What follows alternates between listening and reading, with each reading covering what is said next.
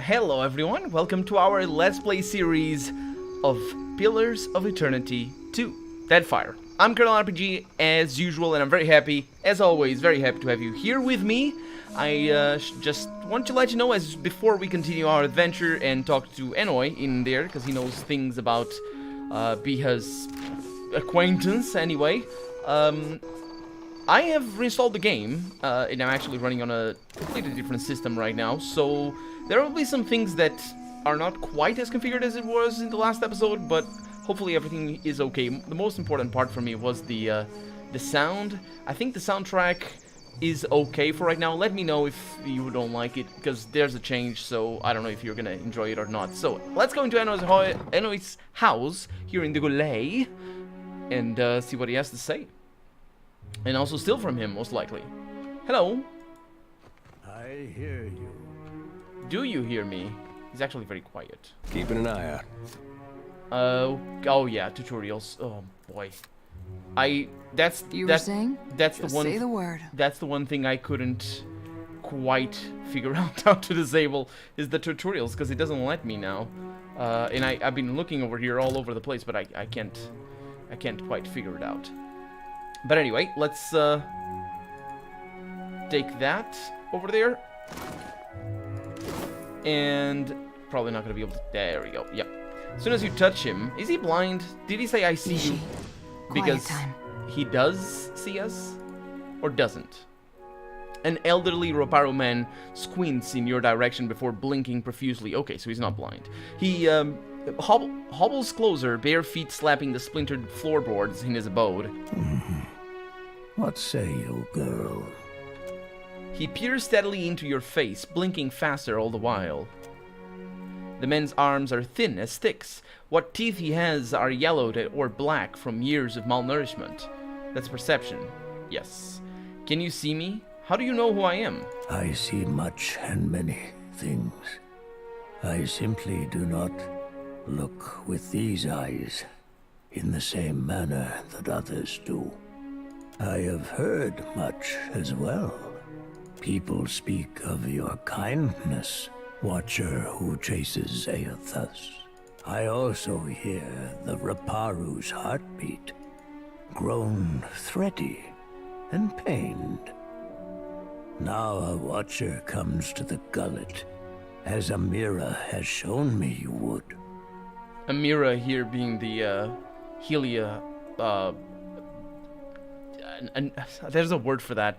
There's a word for that. Basically, does Helia's place in their pantheon. At least piety can thrive in this dark and unforgiving burrow. That sea-swept voice. Huh? One of Andra's own comes to visit me at last. That is such a nice. That's such a nice line. Unfortunately, the second part is, well, kind of filled with sadness, really.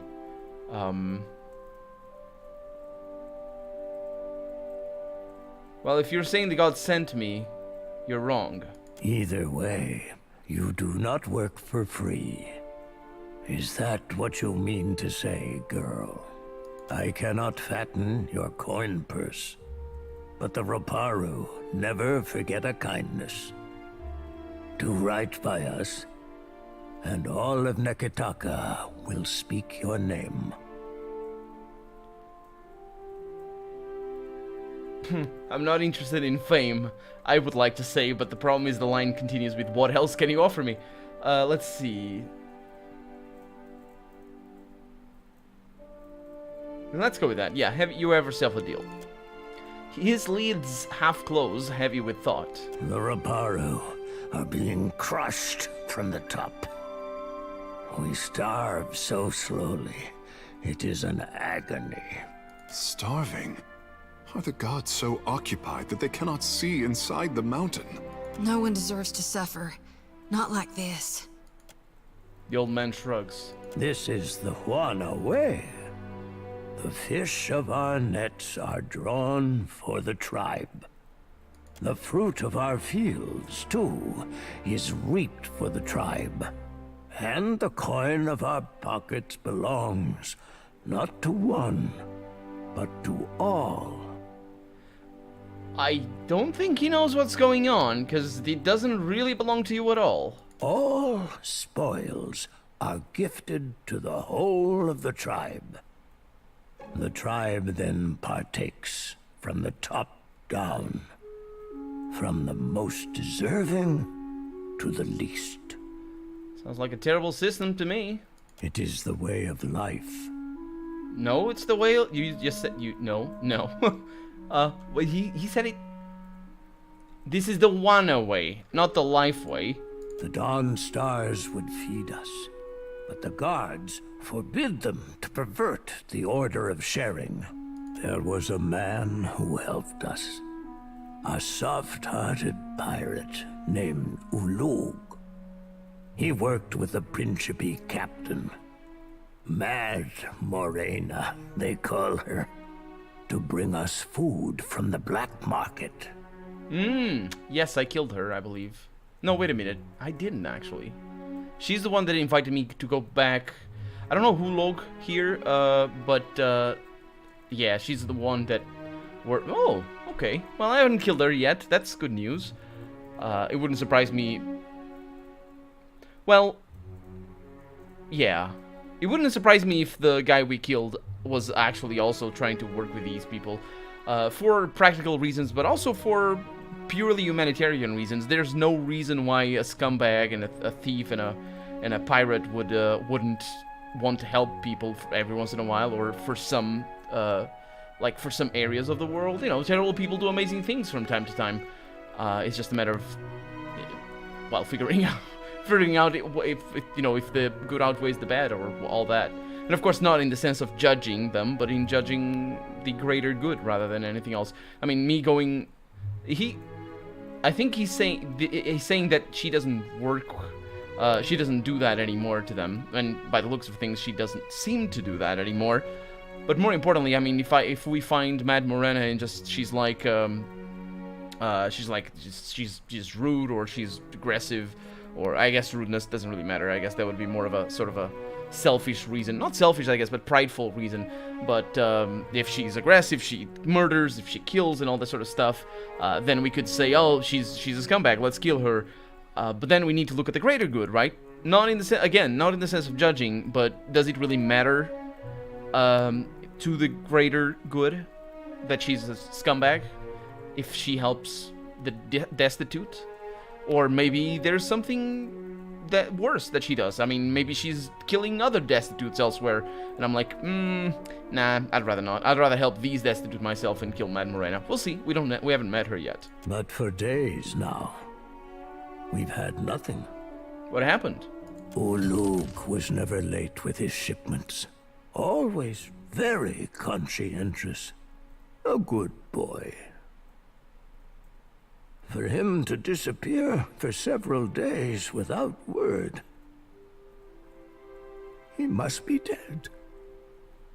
The Queen refuses to increase our share of the prize share. Without Ulug's shipments, we will surely starve. I am asking you, what else can we do? I don't think these lines were recorded one after the other. Because that one ended in such a meaningful tone. And not that this one was badly recorded either, but it's sort of, he didn't continue that sort of, not regret, what's the word? You know, like, sort of, you know, he must be dead. What do you say that? Sorrowful. Yeah, that's sorrow. He didn't continue that into this line, which is a shame.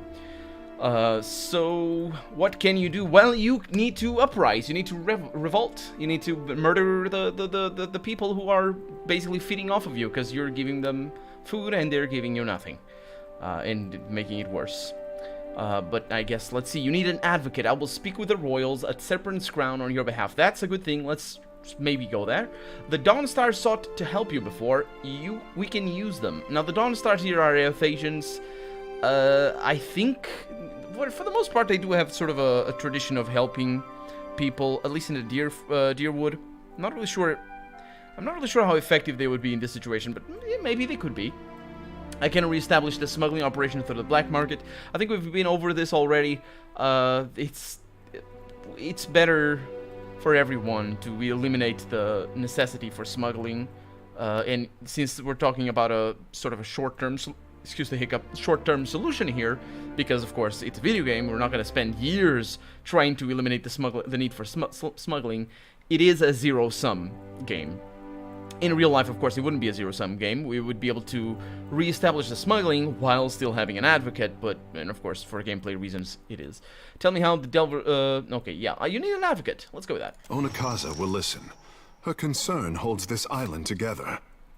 Maya pinches the bridge of her nose. Why? Pro Juana? What the... I don't... Is she saying that it smells... What? I don't understand what she said. What she's doing. He can't... And he here being... what's his name? Enoi, yes. He can't his gaze to the side, eyes wandering. Yeah, he's not gonna trust that, of course. Perhaps you can achieve what those of my caste cannot. Gain us favor with the crown. And always, we Roparu will be indebted to you. How else can we resolve the food shortages? If we cannot convince the Mataru nor the Principi, I believe the Dawn Stars may help us. Sounds good. Peatly is a child of the Dawn Stars, and has become the Gullet's most cherished healer. I believe she would willingly hear your request for charity. Speak, and I will listen. I'm looking for a place called the Delver's Row. I've been there already, but apparently I have this line. You mean the black market that lies nestled in the depths of the Narrows? The guards do their best to stomp it out, but they are a single boot against 1,000 ants. I do not know how to get there, but someone at the tavern might. Oh, I found... Oh, that was Ulog's body. Ulog's body. Sorry. I'm not familiar with how that accent there works, but anyway. What's that thing called? It's like... I said accent, but it's not like it's fine. Whatever. Yeah, I found his body in the Narrows. Enoi stills for a moment. Shut up! I know these things. He stills for a moment, only moving to blink his black pebble eyes. Then he takes a deep, shuddering breath and exhales all at once. His damp breath smells like bile and illness. It was as I feared, then. Tell me, how did he die? Was it fast, at least? Painless? I'm gonna say nothing. He seems to have some sort of affection, like deeper than just preoccupation for his tribe. So I'm gonna spare him the details here. I'm gonna say nothing. The old man's shoulders slump forward, and he heaves another shuddering sigh. I see. I am to draw my own conclusions. He rubs his knobby-knuckled fingers across his eyes. A shroud of exhaustion falls over him, and for a moment it seems as if he's done speaking to you. Thank you for bringing me the news, Watcher. Unpleasant though it may be. Who are you? I've lived for many years in this gullet. My skin and bones have withered with each year, twisted harder, so that the Roparu now call me Pakitakiri. The big person. The Pakitakiri is a role within Juana tribes for the purpose of resolving civil disputes. Rather than taking on the duties of leadership as a chieftain would, the Pakitakiri offers wisdom and guidance to the tribe, acting as an advisor or negotiator as needed. Though you can see, I am not very big or much sturdy. If a dispute arises within the gullet, I will see it resolved. That I can promise you. Sure, whatever. It's fine. What if the dispute is not brought to you? Because that's one problem of having adjudicators like this. That's actually... adjudicator probably not the best word. Executor, maybe. He's sort of a judge that some... It's not unknown, stuff like this, in real life. no, structures, social structures for justice like this in real life. He's sort of the analogous to a judge mixed with a lawyer, sort of, but not necessarily so he's not an executor in the sense that an executor would be more related to the law in the sense that, like for example, tyranny. In tyranny, we play as something like that. I don't know the name that they give to the character or to the place the character occupies within the empire in tyranny. But sort of the executor would be, the ruler gives a law and sends executors off to see it enacted. But they are still capable of judging people who don't enact. So it's more like a police and judge, whereas this one is not quite as policing, at least as far as I can understand it. But this is an interesting thing. I wonder if we're gonna need to come here with some people and being like, hey, so these two and all that. I don't know. Tell me about the Gaulet. What's the history of this place? Both time and tragedy have rotted the gullet into a place of filth and crowdedness. Once, we Raparu lived in a fine neck of the city. But that time has fallen, and with it, the ruins of our old city under Neketaka. Long before the foreigners swarmed us, a sea quake rumbled our city, and the mountain cratered down. Many cried to Andra, and were swallowed for their efforts. His dead eyes flick side to side. Now the Mataru send us into the ruins of the old city to be punished. Within that pit lies darkness and death. Not silence, but an end. I don't understand why they're being punished. Because he uses that word over there and it's vague. Once we Raparu lived in a fine neck of the city, but that time has fallen, and with it the ruins of our old city under Neketaka.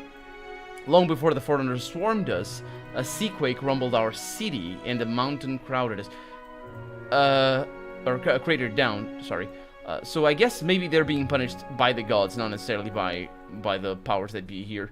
Farewell. So, yeah, we'll come back. We need to probably go back to the top of the city to have a chat with whoever lives there. But first, we're going to Thelis' home and see what he has to say, or she has to, I don't remember. Oh, this also continues. Okay. Oh, there's so many things. Oh, yeah, definitely didn't see everything. I am not good at this. Well, let's see what I have over here. Some berries and all things. A forsaken cat. Why are you here, little guy? Ickies. +3 to all defenses against body affliction, mind affliction as well, attacks, and also against poison and disease. That's not that great. I really like the perception one that we're getting from, that's gonna be an annoyance forever. From Gosha over here. Yeah, there it is. So, Thelis. Let's go on in. You must gather your party before venturing. I know, Ashley, I know, thank you. It's been a while since the narrator has said things as well, by the way. Because that's the voice of the narrator, of course. There's no one in here. Lantern. There is no one here. Let's just steal all the things. Does that matter? Kuwado clothing. Maybe that's why they're like, I don't know, the person that lives here. Because it doesn't matter, as it turns out. Okay. The hell was that sound? That scared the crap out of me. I thought somebody was breaking all the passages and stuff. Also, I need to look if my new system, I need to measure if my new system does better loading screens for this game. Ooh. The woman bends over pile of dried, bitter-smelling herbs. She's crushing and mashing them on a dirty scrap of parchment, coughing with effort. She steps in front of you to block your way, wiping a ragged sleeve across her rheumy, bloodshot eyes. Paintley? Good God, I nearly didn't recognize you. You look more death-warmed over than Dawnstar. Didn't see you there, Shody.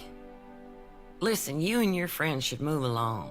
She turns her head and stifles like a croupy cough. Croupy cough? I don't know. I'm not feeling so good, and I'd hate to get you sick. Are you ill?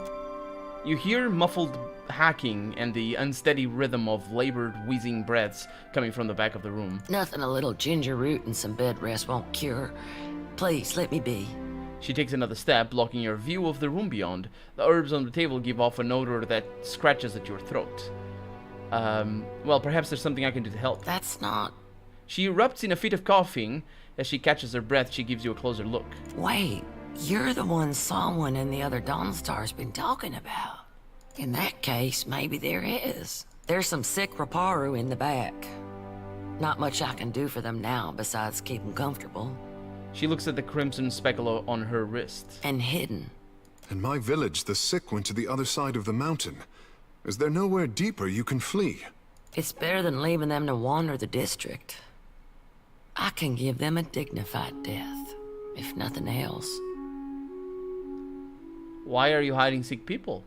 Because they've got Drowner's lung. Spreads like gossip and kills even faster. What? We read about this, or did we find someone who had it? What's Drowner's lung? A gift from the Valians. Oh, interesting. She scowls, dabbing the room from her eyes. Fills your lungs with fluid. Gets you coughing all the time, trying to clear them. One of my patients coughed so hard, she broke a rib. Eventually, it gets so bad, you can't hack it out. You just lie there, struggling for breath, until you choke on your own phlegm. I hear it's a long, hard end. She trails off for a moment, a distant look in her watery eyes. I heard some Raparu had gotten sick, so I brought them here to care for them. City healers don't come down here. She frowns and gives her a vicious swipe. The Raparu have no healers of their own? Takeo pulls at one of his long hairs, frowning. She shakes her head. These people are laborers and fishers. Many aren't even Kahanga. Wound up here after raiders and slavers tore their own tribes apart. Anyway, I realized what was wrong when I heard the rattle in their chests. The way they gasped for air. She wipes the back of her hand on her leg and shudders. Only cure is an elixir made with pine seed oil. It costs a lot, though not nearly as much as an epidemic. No, it doesn't. Still, if news of this outbreak gets out, these poor souls will get tossed into the old city. No one with any money in Nekataka spends it on the Raparu.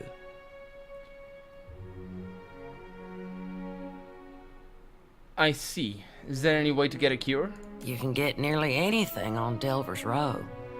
Only trouble is finding it. And paying for it. Unfortunately, the children of the Dawnstars don't have many connections in this part of town. Oh, we got the cure. Was that... Did we find the cure in the body of that guy that died? Huh, she turns away, whooping and hacking into her arm. And I know you got your share of enemies on that side of town. It's that fine. Need something? I was told... Here's your medicine. Her eyes, watery and red, dart between you and the phial you hold. She coughs into her fists. That could save an awful lot of sick people. She wipes her hand on her shirt and holds it out to you. She takes the bottle from you and uncorks it. A sharp, piney odor escapes. She breathes it in and smiles. That's the stuff, all right. Thank you. That's from me and from the children of the Dawnstars. So she's given me Halgott's warmth. That's what she's referring to. That's from her. With a +1 priest restoration power level, which is nice. And +2 burner armor rating, which is okay. It's not a whole lot there, but maybe it's gonna be good for Shody. We don't really have that many nice items of that kind, so... And she gave me some money.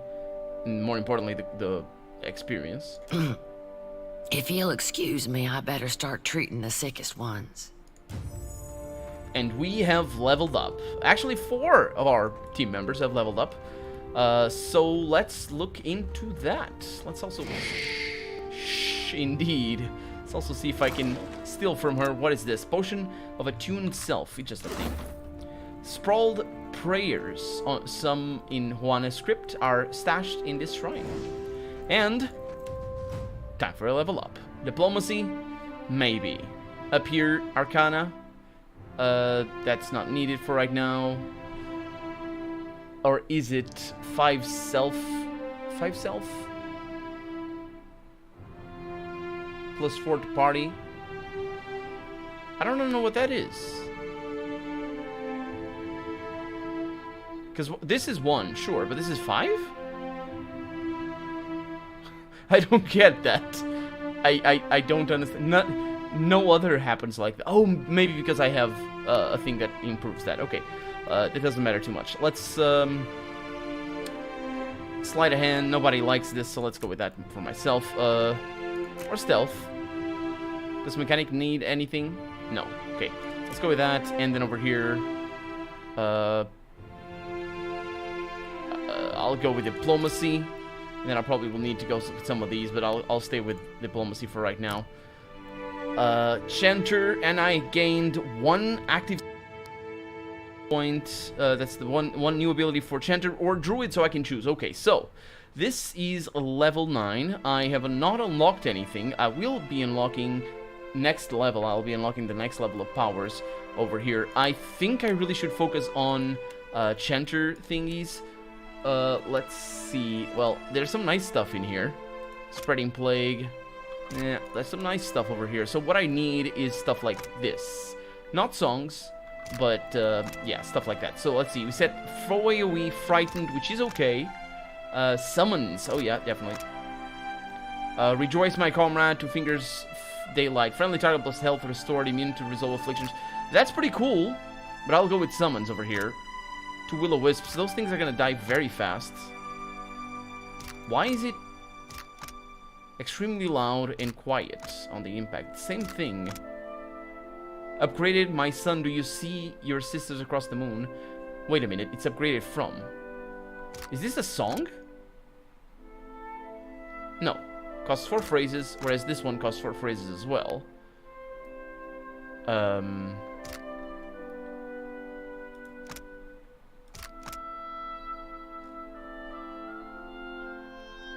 I don't understand. What's the difference? But that's okay. It's good. So if I want the summons later on, what summons are we gonna get? This is a summon. No, this is an amazing skill, but it's not a summon. This is also not a summon. We're not gonna get the higher level ones. Summon 1 Dank Spore. This thing I think is pretty amazing. Animated weapons. Oh, there's summons on this side. Oh, so we could go up there. Okay. Let's see what we have over here. So we got the skeletons over here. I suppose the will-o-wisps are better. But if I AoE damage, that's kind of nice. Immunity, allies, immunity to dexterity and afflictions. Yeah, I'm gonna go with the will-o-wisps over there. And that is our level up, and also our episode. I really hope you've enjoyed it, and if you did, go ahead and leave a comment, like the video if you want to see the next episode come out sooner rather than later. But above all, thank you so much for watching, and I hope I'll see you next episode. Bye bye.